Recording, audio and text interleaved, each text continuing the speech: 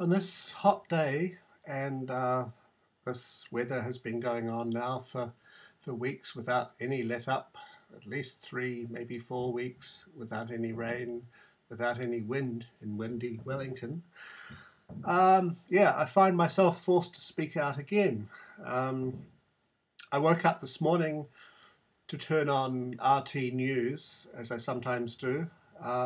Listening to their coverage of events overnight in Syria, my thoughts immediately turned to mainstream media, in particular The Guardian, and how they would be covering these events. And I had my immediate suspicions.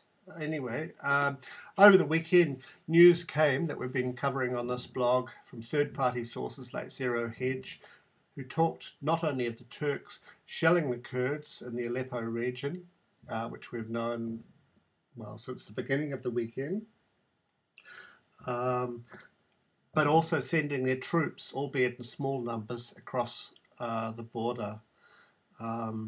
It took RT some time to catch up with this news, and they still haven't reported about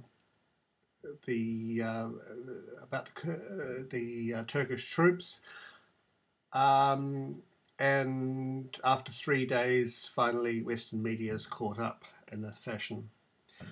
There's been talk in alternative media about 150,000 Saudi troops joining the fray. While this may be an exaggeration, there's no doubt that the Saudis are joining their friends and allies at the, I can't remember the name of the airport, it's an American air base, and are readying themselves for a ground operation if given the clear ahead by their American allies, reportedly. So the Americans have come out publicly criticising the Turkish shelling of Kurdish positions. I've seen that reported by the BBC and also by Radio New Zealand, saying that both sides should desist. There's no doubt that the Turks are testing their alliance with the Americans, and that Erdogan has come out with what is essentially an insult to Obama by saying that America has to choose between Turkey and the terrorists.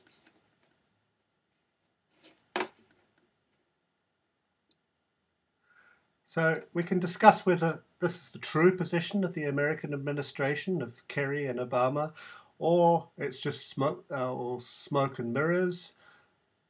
But I'm fairly convinced that Obama and Kerry genuinely don't want a shooting war with Russia, but it's equally clear that the neocons and the crazies are itching for a fight. So this brings me back to this morning's stories. Listening to RT, I was sure of two things, or one of two things.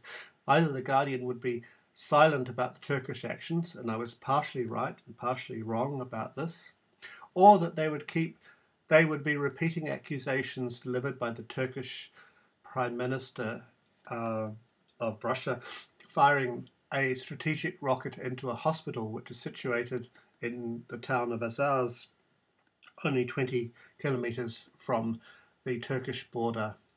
That's the last point for the Kurds and the Syrian Army before the border with Turkey. At the same time, the Turkish Prime Minister, I'm sorry I can't pronounce his name, stated that Ankara would not allow the town to be taken by the Kurds, and that reaction would be, quote, harsh. Well, that sounds a bit like an ultimatum to me.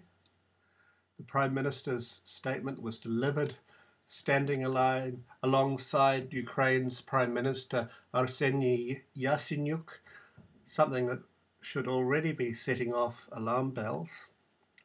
However, the statement by the Turkish Prime Minister was repeated by various Western media outlets, including France Press, without any sense of irony. But you just have to stop and think for a moment.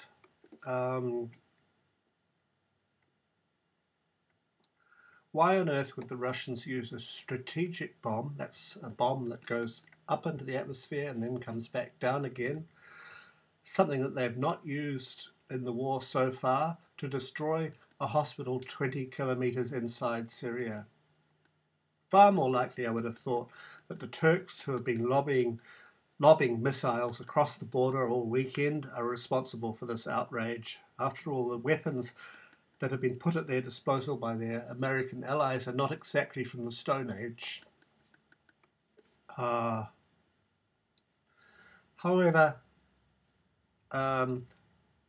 all this would make perfect sense if you ignore the news that has been coming over the weekend about the Turkish actions. Now, according to The Guardian, they're in an article published today, now that the Kurds, who have previously been seen as victims of terrorists or as allies, are lining up with the Syrian government and with the Russians, now they're being turned into an enemy force, and they're upsetting the Turks, who seemingly, at least according to The Guardian, can do no wrong. So it looks to me, and I don't really take a close attention to the Washington Post and other American media, that the liberal Guardian turned attack dog and advocate of war is now adopting an even more extreme position, if that was possible, than the BBC and the US State Department. I've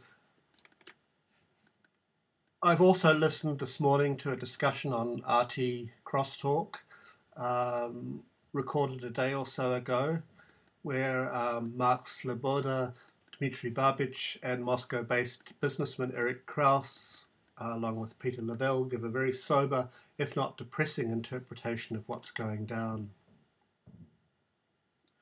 Essentially, what they are comparing this with is with the events of July 1914, when all sides were accusing each other, and any attempt to stand above the fray and talk logically brought about accusations of being unpatriotic. So the parallel of this today are accusations of either being a conspiracy theorist or a Putin apologist. In short, they were saying that we stand before the 2016 equivalent of August 1914, when everyone went to war with each other.